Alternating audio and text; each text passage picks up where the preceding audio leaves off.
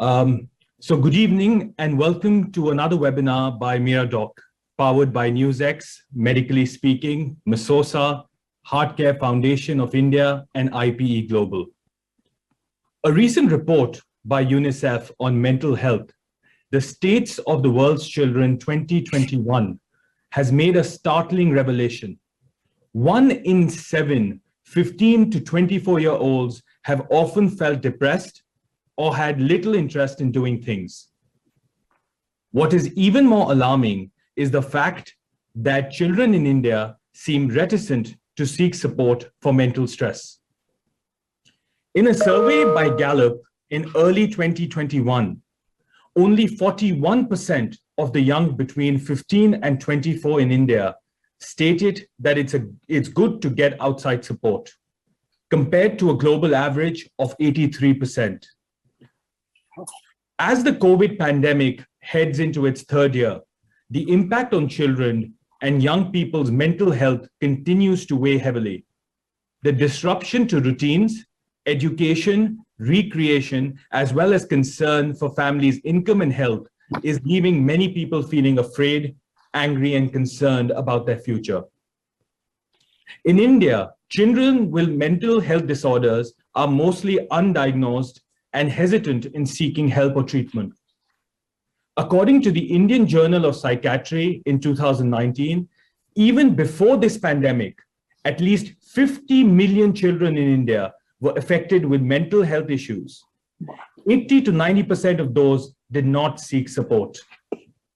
Meanwhile, wide gaps persist between mental health needs and mental health funding. India has spent only 0.05% of its health budget annually on mental health, according to the Indian Journal of Psychiatry. Today, to talk more on this subject and to answer all your questions, we have a very special and accomplished panel. First, we have Dr. Vijay Datta. Dr. Datta is the current principal of the prestigious modern school Barakhamba Road. Dr. Datta has close to 4 decades of experience in the public school circuit. Having secured a PhD in modern trends in education, a detailed study of life skills and emotional intelligence as a correlate of scientific attitude, he was instrumental in bringing the concept of life skills to the country, besides propagating the idea of emotional intelligence and scientific attitude. In recognition of his sterling service towards education and character building, Dr. Datta has been decorated by numerous awards. To name a few, he's been decorated with the President's Award, the Shiksha Ratan Award, the Award of Leadership in the British Parliament, and the Army Commander's Commendation for Distinguished Service. The list goes on. Dr. Datta is also the Vice President of the Delhi Lawn Tennis Association. We also have Dr. Sanjay Chook, India's topmost psychiatrist. Dr. Chook is a psychiatrist, a doting father, an avid quizzer, a JAM champ, and a learner, all rolled into one. He believes that there is no substitute for competence and efficacy. Dr. Chook has been a pioneer in a wide range of treatment modalities in India. He practices what he calls a common sense approach to psychiatry. He believes that in psychiatry, it is imperative that we spend time with each patient and understand the issues. Last but not the least, we have Mr. Yogi Suri, who will be moderating this session. Mr. Suri is an Indian publisher. He is the founder of Milap Publications, an independent publishing house that publishes traditional books as well as books in digital and new and emerging media. He is regularly consulted by publishing houses across the world for his innovative ideas in publishing. In parallel to his publishing career, Yogi is also the joint editor for the quarter of a century of the Daily Milap, India's oldest and largest Urdu newspaper, which is now practically a century old. Being a philanthropic spirit, education and children's issues have always been close to his heart, and he is intrinsically involved in many activities and initiatives with schools throughout India. He is the PTA representative to and a member of the managing committee Modern School Vasant Vihar. He has co-authored 2 books and is a loving father to Anandini and Anand. Thank you to all three of you. It's an absolute honor to have you with us here this evening. And along with us, all the other participants look forward to learning and understanding more on this really important issue. So over to you, Mr. Suri, to take this forward. Thank you. Thanks, Ishan. Welcome, Dr. Chook, and welcome, Dr. Datta. Through this entire Corona time, what I found strangest was that everyone the world over was requested to stay at home with their families, with their loved ones. It was supposed to be a time of peace. And yet, at a time when humanity was supposed to be at peace, we saw humanity going to pieces with this huge upsurge in mental health issues, especially in the young. So that brings me to my first question today to Dr. Chook, that why do mental health issues surface so much in adolescence, and why is this period of adolescence particularly significant in terms of mental health, especially in these times? Okay. Hi. I'm in Haloed company. It's an honor to be here, of course. Okay, the question that you've asked, I think the answer to this is also going to be partially or completely the answer to a lot of questions that I'm anticipating today. So let's talk about what the human brain is, what it does in the context of mental health, in the context of stress, anxiety, tensions, apprehensions, fears, depression, and so on. I'm a great one for giving examples, so you will excuse me as we go on. If I come up with some far-fetched examples. But this one is something which I've created for myself. You can see my hand in this position right now. It's in the middle position, right? This is the position that the human brain always wants to be at or in, and this is the position that the human brain always wants to get back into if there's any skew in this position. So this position is what we would call equilibrium. That's logical. The human mind, the human brain is in a state of equilibrium here. Now, anything that happens to us, it could be just about anything. It could be in our personal domain, it could be in our interpersonal or social domain, it could be in our occupational domain, it could be the other activities that we do. Anything that happens to us, it has an impact on the equilibrium of the human brain. And what happens is that the equilibrium starts to shift, right? But the human brain has this intrinsic ability of bouncing back. Now, there is a word in English which is resilience. The word resilience means the ability to bounce back. We use the word resilience in the context of the human brain's or the human mind's ability to bounce back from any kind of adversity, stress, anything that's happening to us. So let's say, the only time that you and I are going to be free of stress is when we are dead and gone. I'm very fond of saying that the rock or the stone lying on the road outside my clinic, it has no stress. It can continue to lie there it's probably been there for the last 1 million years. It can very happily be there for the next 10 million years if people don't kick it around. But while we are alive, we are never going to be in that blissful state. So our equilibrium is constantly in this state. Something happens, there's a skew in the equilibrium, the resilience gets us back. Now, in most cases, most times, most often, the brain does it effortlessly. But in certain instances, it is not so simple. Let's say some very major event happens to someone. We're talking about the pandemic, the lockdown, and so on. So these were huge, impactful events in our lives. A lot of people, they coped with these events, they negotiated these events very, very well. But in some cases, what happened was that the impact was so large that it overcame the ability of the brain to bounce back or to exhibit resilience, and the equilibrium came here. So either there is one big event that takes place which distorts the equilibrium, or there is a series of small events that's going on in someone's life. The cumulative effect of those series of events is also huge, and that causes this. The third possibility would be that some people have an inherent weakness in their resilience, which could be genetically driven. So even where the resilience is weak intrinsically, something relatively minor might happen and it will cause this. Now, in all these cases, what you as lay people would call mental health problems, they would arise.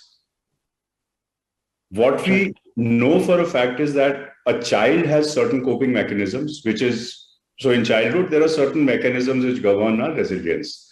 As we keep growing older, we learn, there is experiential learning, our resilience mechanisms probably become stronger and hopefully become stronger. It is not necessarily the case in all at all times. So an adolescent's coping mechanisms or an adolescent's resilience is stronger than that we see in a child. And adults, hopefully, is stronger than what we would see in an adolescent. So this thing happened, the stronger your coping mechanism, the quicker you will come back to this state.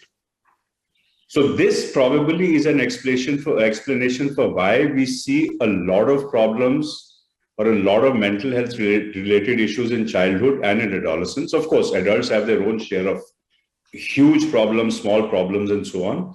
So this is one possible explanation why this is happening.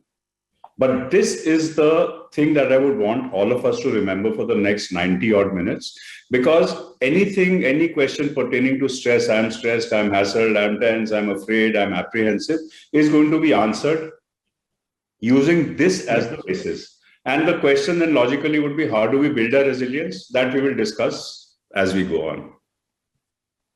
Thank you. That's very wonderfully explained. So, so this follows into a question of mine to Dr. Datta, that do you think these mental stresses are heightened in teens because of maybe peer pressure, or do you think that the pressure they feel to perform academically is present at the same time as the pressure to look cool and blend in, because that also is now a significant pressure on adolescent minds? Do you see it in school?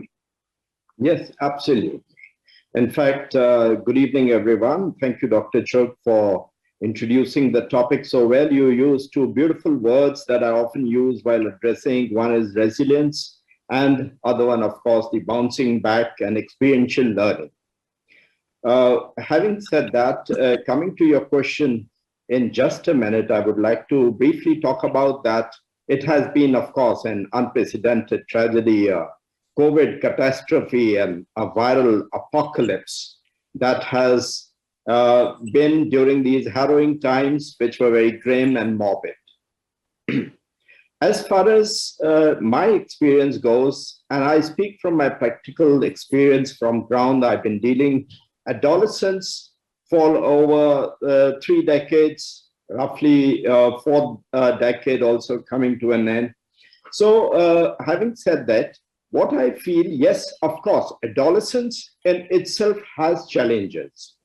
Peer pressure has always been there. Pressure to perform, to do better than your friends is always there. It's inherent. Plus, the parents, the helicopter parents, for example, always push their kids to perform better than the neighbor's kid, which is rather unfortunate. Like the psychologists always know and say that every child is different. So this kind of peer pressure is very much there. And even so in the present times, I will come back to it in a while as we go along the topic. Thank you, Dr. Datta. Ishan was mentioning there was this huge gap between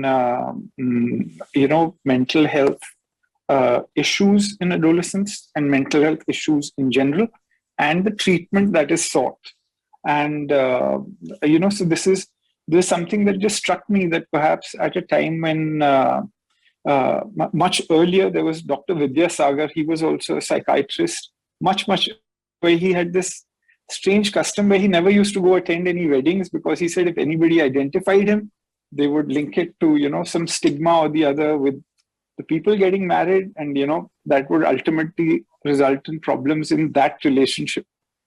So given that, Dr. Chook, I would ask you that, have we as a society progressed, and is this still a stigma? Is that the reason why fewer people are asking for it, or is that actually enough issues are not getting diagnosed and coming forward for treatment? Dr. What Chook? you said right now is by itself a misconception. Ah, I'll tell you why. I set up practice about maybe 35 years back.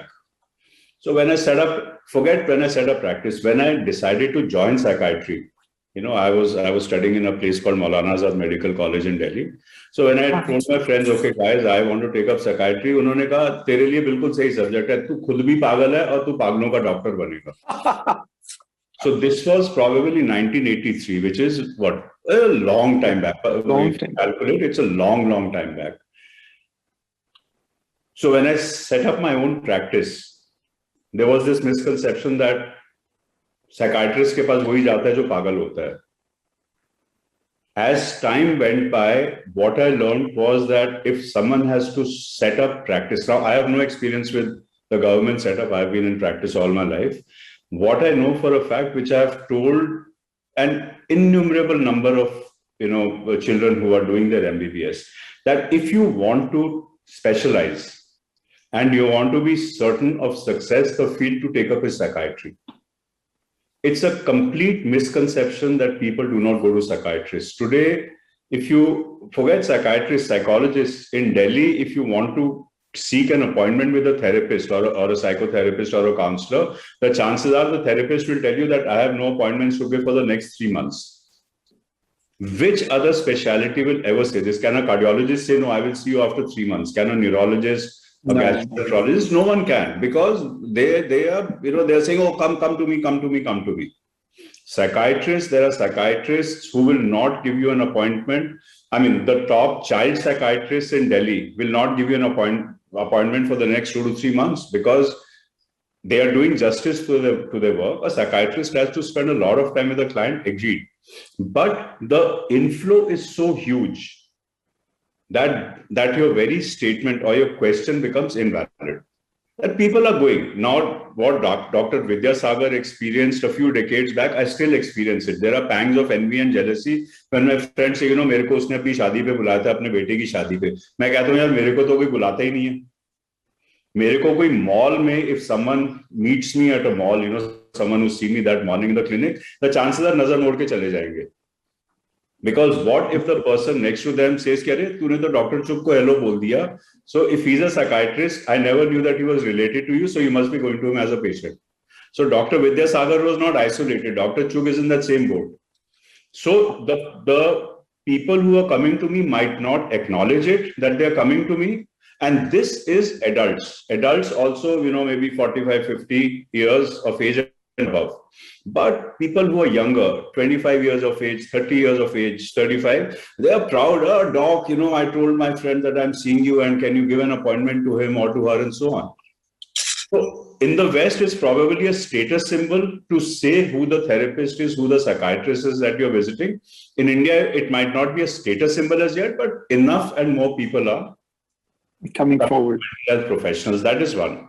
The second point, which I definitely want to emphasize upon is, Ishan right in the beginning said that, the awareness is low here and, people do not seek out mental health professionals or, they do not have the opportunities. I was visiting England some time back, at Heathrow. There are these, these signages which say that the average time that a child in England takes to get an appointment with the NHS, if he or she has a mental health problem, is 291 days. So I felt bad for the children, but it was very reassuring for me. I said, in India, it is much, much better. Correct. Of course, one is not talking about, rural India, the villages, the districts which are not, which do not have access to these services. But 291 days is inconceivable. In that time, a child might attempt or contemplate suicide enough and more times. You do not get proper help. There are enough and more problems that can be created. So the point that I'm trying to make here is A, India is not isolated in this. B, the stigma is nothing compared to what it was earlier and definitely much, much less than what people thought then or think now.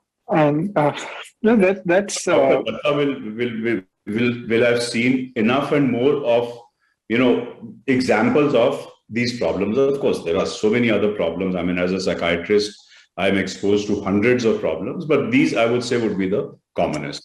Right. So, Dr. Datta, the next question's to you. That during this lockdown, teens did go through a lot of stress.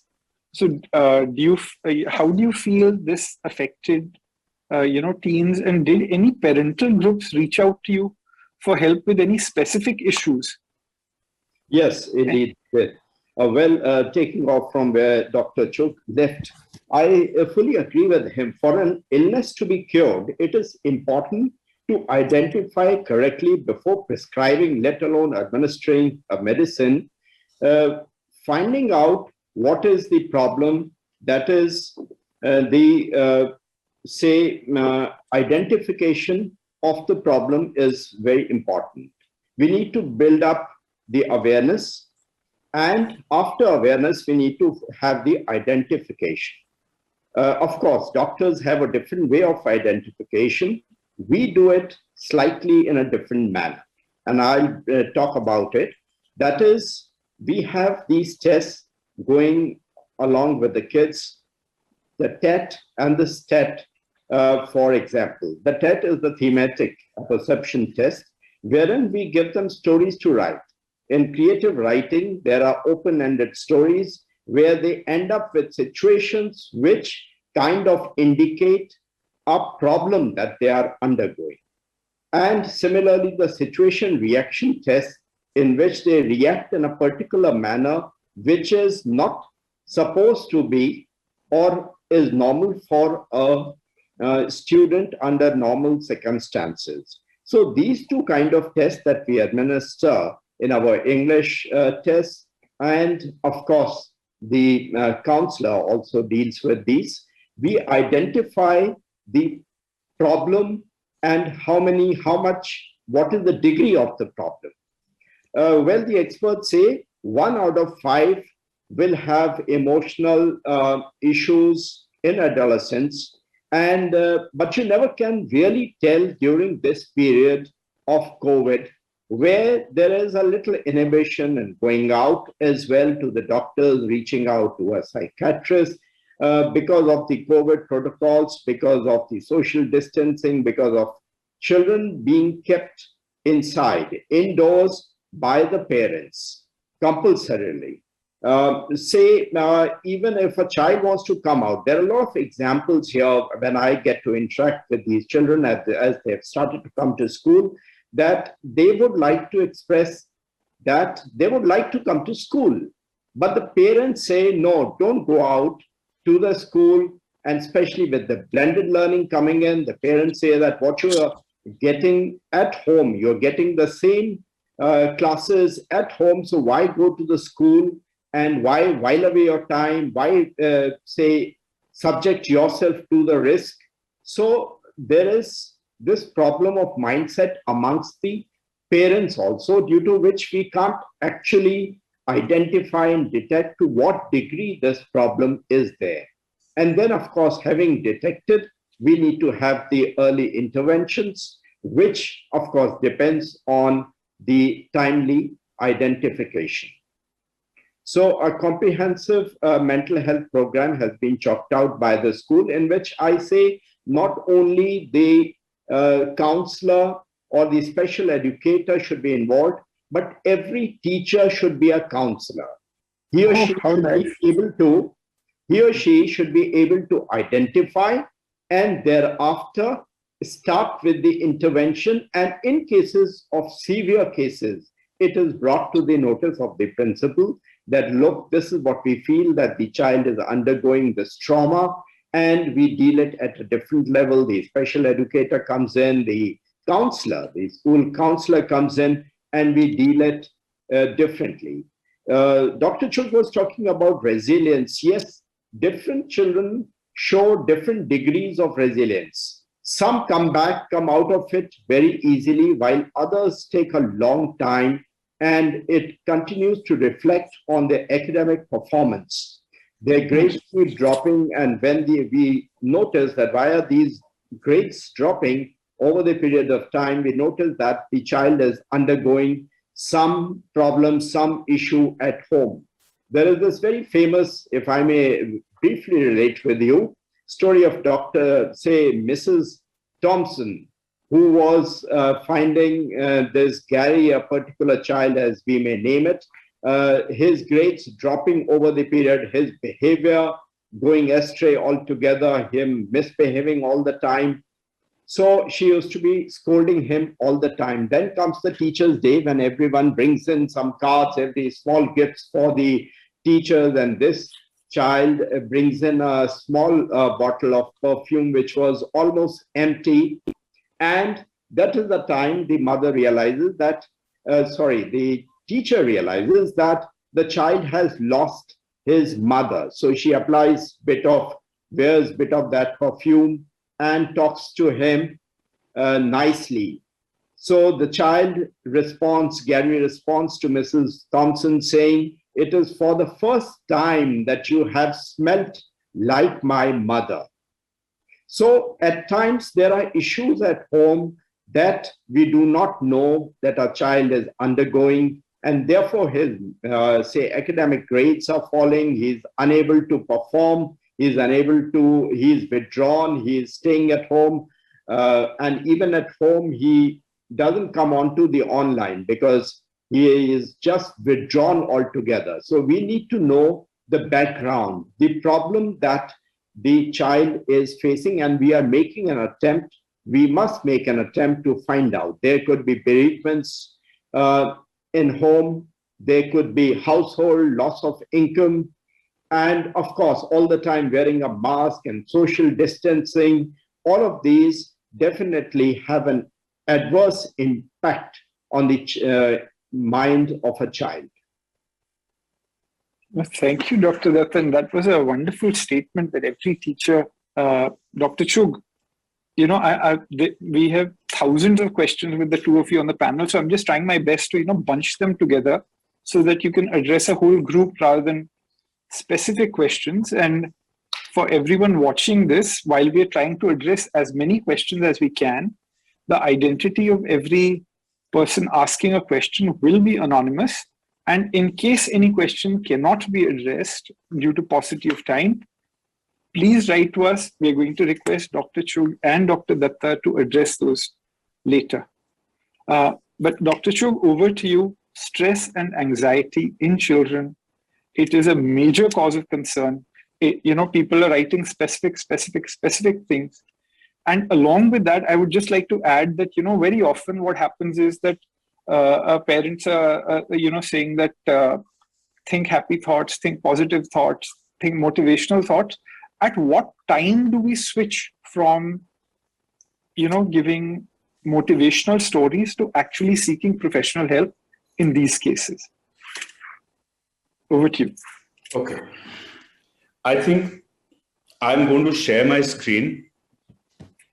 It'll help people understand when you talk about this stress and handling of stress. I think it's a very simple diagram which explains a lot of things. Let me see if I can locate it.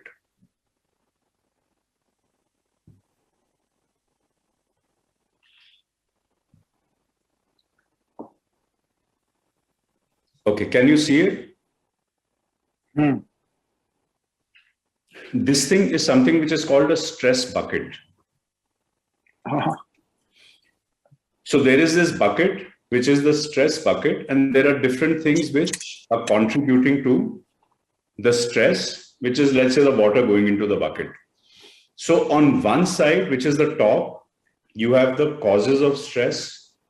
At the bottom are some simplistic measures in which we can deal with the stress. When we cannot deal with the stress, your question was, what are the warning signs? That comes once these mechanisms do not work. On the right side is the manifestation of stress. These four things that are written here. So there is this stress bucket.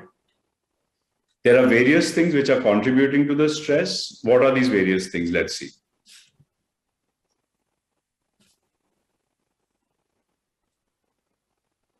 Financial pressures, which does not apply to a child, but we are talking about stress. There are adults also attending here. So the financial stress is there. If your diet is not good, it is not a balanced diet, There are occupational concerns. In the case of a child, there are worries about academics. There are health concerns. This is specific to COVID and COVID times, like you said, COVIDian times. Then there are family issues, relationship issues, interpersonal issues, which I spoke about earlier, that an adolescent faces a lot of these things. So these are some of the things that contribute to the stress bucket. They fill the bucket. Some of the things that help relieve the stress, the first thing, taking time out for things that you enjoy. It's a very effective stress buster. Practicing mindfulness. Mindfulness is a term which is used to describe a state of focused awareness. If I'm going for a walk in the park, a lot of people are just walking, they have their eyes fixed straight ahead, they have blinkers on their eyes. Mindfulness, if you are practicing at that time, you would become aware of the 50 different shades of green in the grass and the leaves and the trees and the plants around you. You become aware of the sounds of the birds, you become aware of the sounds of the crickets in the park, for instance. A lot of people are not living in the immediate moment. They are not living in the present. They're either living in the past, which means they're worried about what they have done and what has happened, or they are living in the future, they're worried about what could possibly happen to them. All of these things cause a buildup of problems. Another parent just... Sorry? So another parent was just asking that, while you were talking on it, what can parents do to help their children overcome stress? Yes, just coming to that. So good time management for a child, for a student, for an adult. Planning your day out, not only one day, but generally having plans in mind. Okay, today I'm going to get up at 6 o'clock. This is what I'm going to do. Having a good, healthy schedule to your life is, again, a very efficient stress buster. And finally, talking to friends and family. Dr. Datta spoke about the importance of teachers being counselors. What is this talking doing? The parent who's asking what they should or what they could possibly be doing to help the children decrease their stress levels. It is to be good listeners. The problems that I see with a lot of adults, it could be parents, it could be teachers, it could be anyone, is that people are impatient. They do not have the time, they do not have the inclination, they do not have the patience to listen to the child. They are in a hurry to pass judgment. The child just wants to talk, you are in a hurry to give solutions. The child does not want that. Maybe just talking is doing a lot to relieve the pressure inside the head. It's like a pressure cooker. If I'm cooking dal in my kitchen, what do? Pressure cooker liya, usme dal dali, pani dala, you put salt, you put kali mirch, lal mirch, haldi, pyaz, tomato. You close the lid, put on the weight, put on the gas. After 2 or 3 minutes, the water starts to boil inside, pressure starts to build up, and CT bajti hai. What is that CT? That extra steam or that extra pressure inside the cooker is let off, and the process of cooking goes on unimpeded, and you have delicious dal which is prepared. But if I am not a good kitchen person, if I have not cleaned my pressure cooker, especially that weight or that safety valve through which the steam goes out, the next time that I try and cook dal in that pressure cooker, I put all those things, dal, pani, pyaz, tomato, blah, blah, blah, put on the gas. Within 2 or 3 minutes, instead of that CT, that whole thing explodes. Very well said. Because the safety valve was blocked. I always tell parents, if a child is being brought to me in the clinic, if an adolescent comes, it's a very, very important part of intervention for me to say, I want to interact with the parents also. And this is what I tell the parents, you people don't have time to sit with your kids. There is this really ridiculous concept of quality time which came up some time back. I think quality time is a load of junk. It gives parents an excuse to not spend quantity time with the children. You come back, you say, I brought this. Oh, look, I got this iPhone 13 for you. So promptly the child, excited, opens the iPhone 13 and he sets it up, blah, blah, blah, and spends the next several days, weeks, months on that. The parents also sitting on their own iPhone 11s or 12s or 13s. There is very, very little interpersonal communication which is taking place, which is not allowing the child's brain to get rid of that pressure. And when that does not happen, these are the manifestations. If you look at the stress bucket, if the stress is below the lowest line, we say the person is relaxed. Koi chinta hi nahi hai, parwah hi nahi hai koi. If the stress level is between these two lines, we say, okay, you have stress, but you're coping well with it. If your stress level keeps escalating and it's between the second and the third line, we say, oh, this person is stressed or anxious. So in the second case, the equilibrium was disturbed, you came back. It was disturbed, you came back, so you were coping well. In this third case, your equilibrium is disturbed, there is inadequate resilience, and your equilibrium stays here. Now, when it stays in this position, this is actually what to a psychiatrist is stress or anxiety. When a lot of symptoms start coming up, your sleep starts getting affected, your appetite starts getting affected, your weight starts getting affected, you cannot concentrate, you get irritable, you get angry, you feel tired all the time, you cannot concentrate on your studies, blah, blah, blah. And when the stress level goes above this top line, when you are overwhelmed, that is the equivalent of having a breakdown. And the number of people whose stress levels are, above this, who are, the stress is overflowing or is overwhelming the person. I mean, like I said, maybe half an hour back, psychiatrists are probably the busiest medical practitioners around because stress is an all-pervasive phenomenon. And then to the left of this very interesting picture is this unhelpful coping mechanisms. Oh, I'm feeling so hassled, I can't sleep. Let me take alcohol. My dad drinks, so he will not know. Let me take some gin or vodka out of the bar and I will put water inside the bottle. Or my mom takes a sleeping pill, or I don't even want to take those names here. Or she takes this pill because she can't sleep at night or she's hassled. So you start popping those pills. Or a friend says, you're unnecessarily getting worked up. Why don't you start taking charas or ganja? I mean, that is how this introduction starts. That's how this experimentation starts. And these unhelpful coping mechanisms actually start adding more water to the bucket. For that moment, you might feel that, this is the perfect solution to my problems. Actually, your stress level has just gone up. And this is what we need to work on. When, in spite of these four things at the bottom, you cannot handle your stress, you are at this level or you are at this level, where I said that your equilibrium has now come here, that is when you need someone like me. So long as your equilibrium keeps coming back, you definitely don't need to come anywhere close to me or to anyone in my profession. But, so a parent has just messaged me that, how do I know which line the child is at? Which what? Which one of these sections of the bucket, like coping well or becoming stressed or overflowing, because there is no indicator that as such that he can monitor. Or are there any specific indicators for them to monitor? For me, any behavioral change or any emotional change which comes in the normal functioning level of your child and which stays for a certain length of time is not only an indicator, it's a diagnosis that there is a problem. So if your child was generally a very peace-loving, happy, calm person and suddenly becomes irritable, angry, short-tempered, starts visibly looking anxious, is doing this all the time, he's slapping his feet all the time, he's chewing his nails all the time, cannot sleep properly, does not feel like eating, becomes asocial, starts avoiding social interaction, starts talking about negative things, I don't think I'm going to be able to do this, nothing good ever happens to me, which means a feeling of hopelessness, or everyone else is so much better off than I am, feelings of inferiority or worthlessness. Or there are a lot of children who reach this stage and they say, I give up. There's nothing that I can do. That's a feeling of helplessness.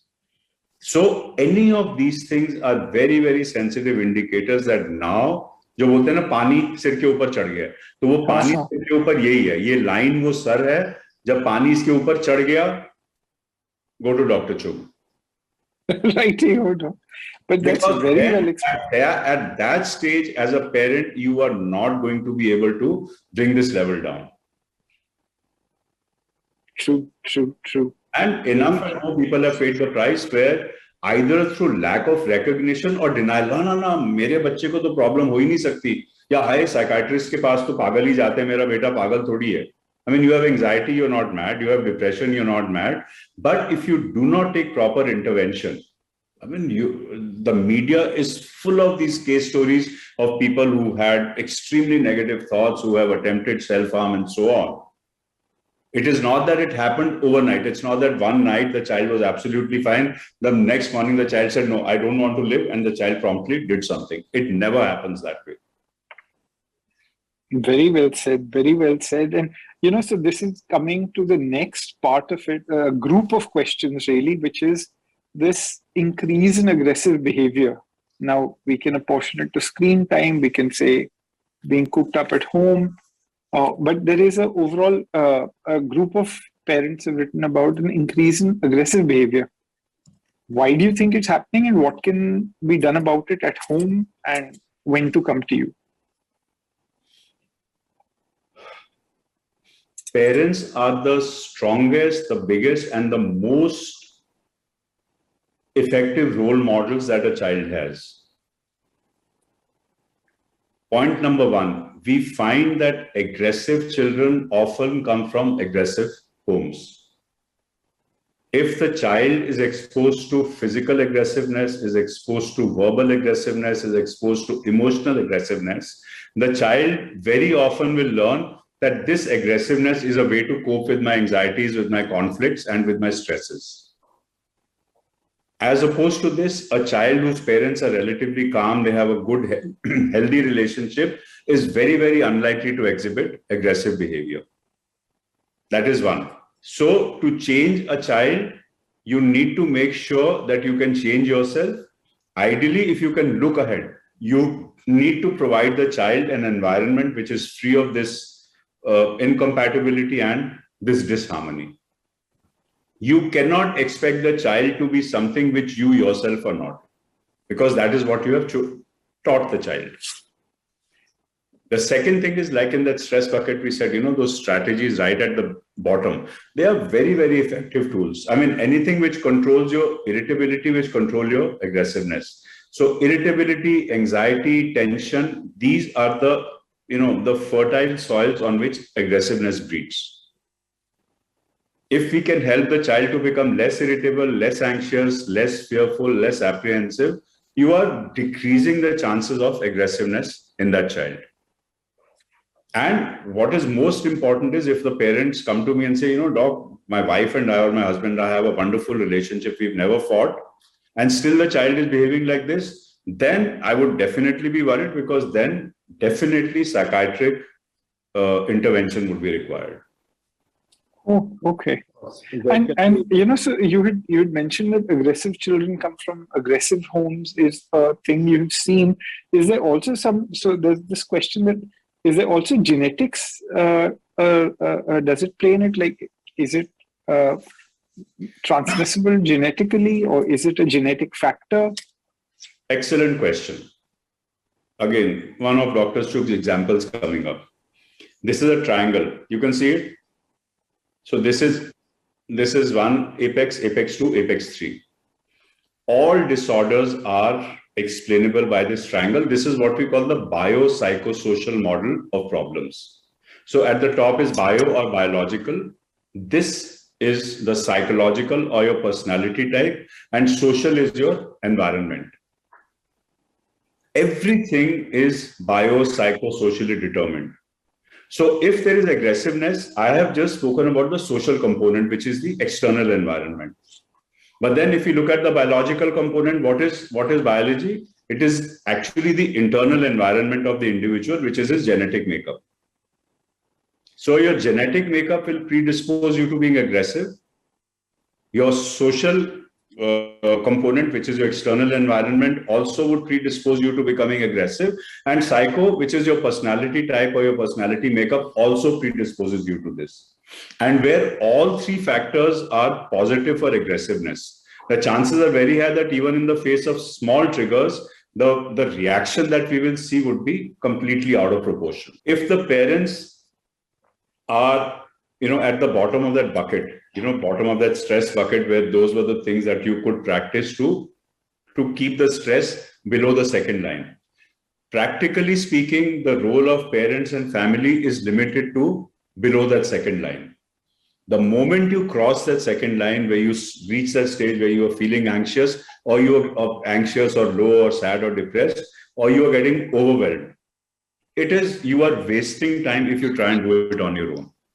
And Dr. Datta, we used a wonderful saying, practice what you preach. Here, I would say, a stitch in time saves 9. No, that's really well said. Prevention is better than the cure. If you can prevent those things from happening, it is much, much better than any cure that could be attempted. But once एक बार उस sir के ऊपर से पानी निकल गया, then accept it. Absolutely. Well, motivation, I feel, plays a very major role in a child's performance. I believe in this transfer of confidence and not labeling a child. At times, I mean, there are people who come and say that this student is horrible, is incorrigible, there is nothing he can do right. So what I tell is that you must find him doing something right, catch him doing right. And I believe in transfer of confidence. Motivational talk, pep talk, motivational quote always help. But the transfer of confidence, sitting down with the child and telling him that, look, you can score well on the field. If you can score well on the field, you can score well in academics also. There is no doubt about it. I'll give you an example, again, from my practical experience. We had Mr. Tim Henman, a tennis player, outstanding tennis player, and Goran Ivanisevic visiting our school. And after we played a bit of knock and they demonstrated a bit of their skills on the tennis court, we took them to the riding arena. And we wanted to have a video which is a little interesting, in which we seated Goran on a horseback, and also we wanted Tim Henman to sit on the horseback, and two of them rally the tennis ball from one to another with, of course, their tennis racket.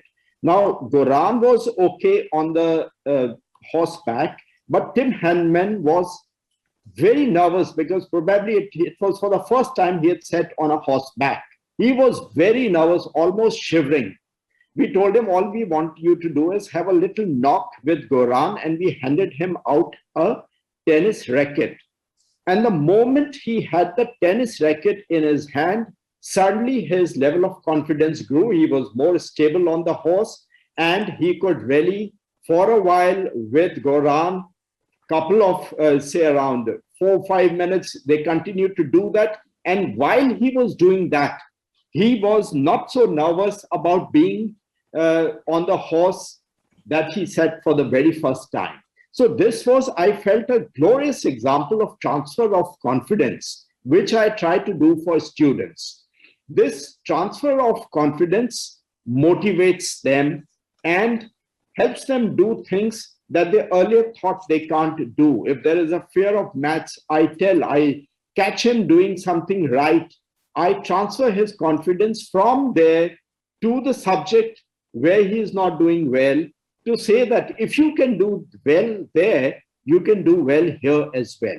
So I think you talked about motivation. I think that is my style of motivating a child, by transferring his confidence, taking his mind from his weakness to his strength and building upon it.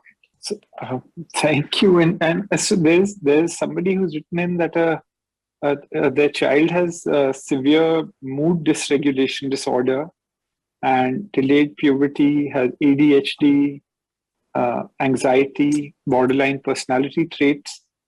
And as a family, they're tired of fighting. So is there an institution in India that caters to the need of such a child? It's not the kind of question that I would like to answer on an open forum. I mean, this requires full-blown professional assessment and then full-blown professional intervention. I don't want to make a flippant remark. Fair enough. Yeah. Yes. And it's not fair to, in a random fashion, respond to everything. Absolutely. True. Fair enough. So coming to the next group of questions, which is to do with, how to handle negative emotions, and how can children be educated and sensitized to them? That's for both of you, because language plays a major role with that, oh, you are angry. Angry is a negative emotion, but you can also ride anger to achieve it. We respond better to a sting than a caress. But there's a lot of negative emotion programming also going on. Is there anything you would like to guide the parents towards that? If I have 24 hours, I can. It is what I do all the time. But okay, this is something which I want to do anyway today. So I think this is the right time to do it. There is a small animation I want to show. It runs for less than just about 2 minutes. Very, very relevant to your question. And it will help people understand exactly how the brain functions and how we can bring about change in any aspect of the functioning of the brain. It could be a thinking patterns, it could be our emotional patterns, it could be our behavior patterns. So again, I'm going to do a share of my screen and I'll play this animation. And then what I'll do is I will also send a link so that people can see this animation later. I'll just put it in the chat box.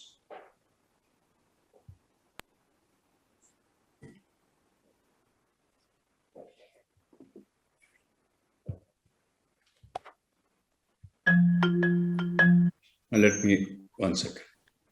Okay, this is better.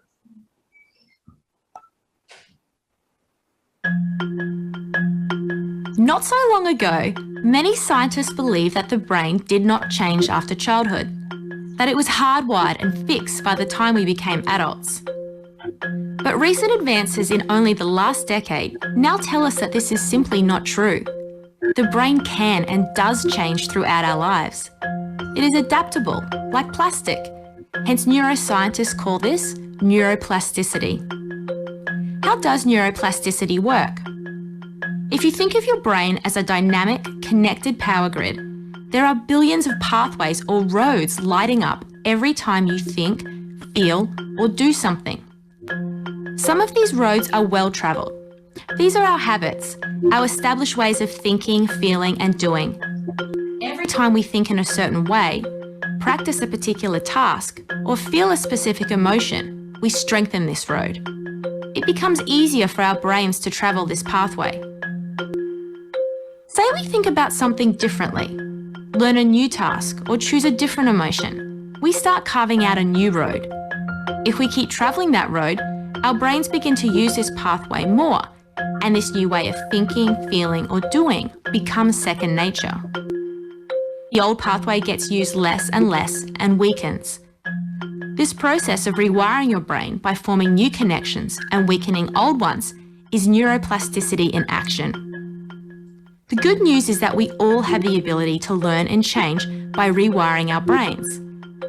If you have ever changed a bad habit or thought about something differently, you have carved a new pathway in your brain and experienced neuroplasticity firsthand. With repeated and directed attention towards your desired change, you can rewire your brain.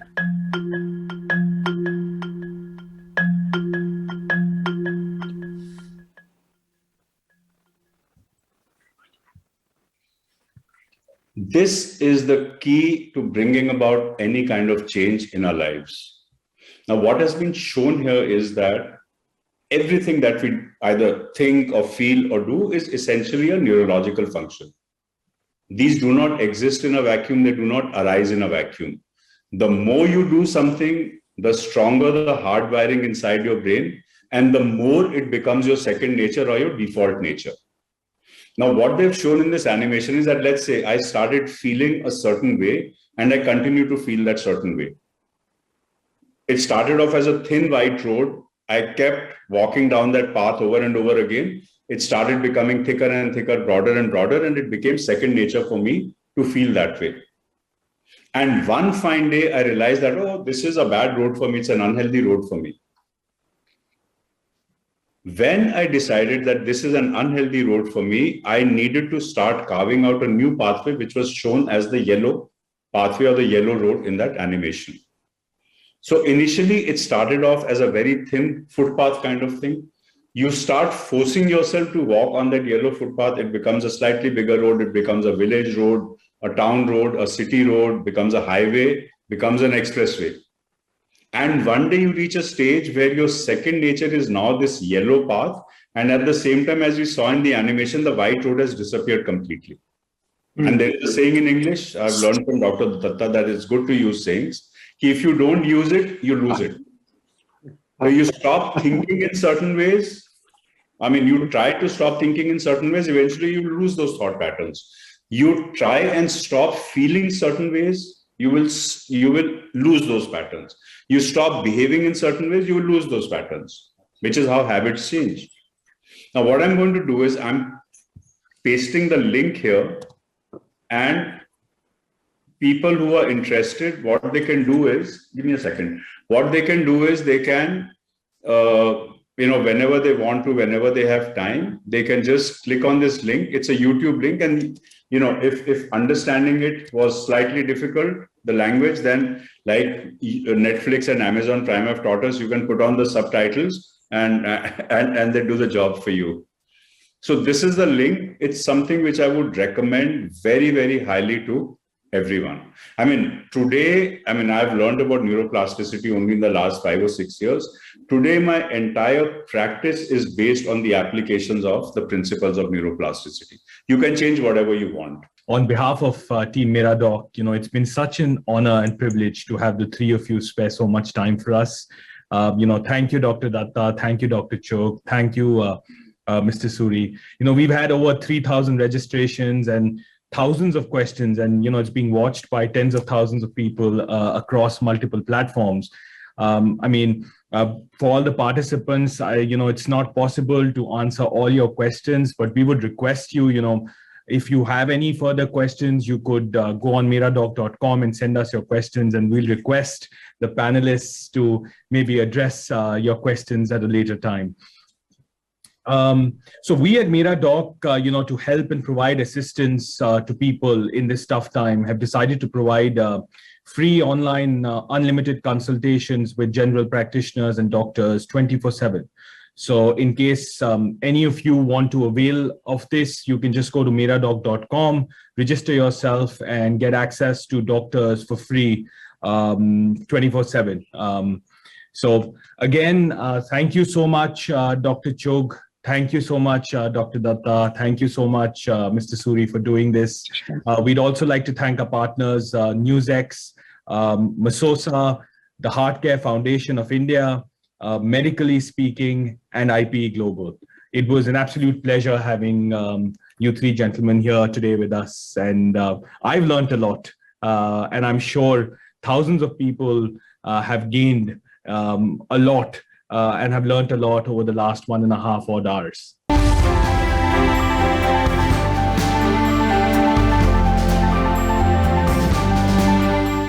For more such videos, subscribe to the NewsX YouTube channel, hit the bell icon.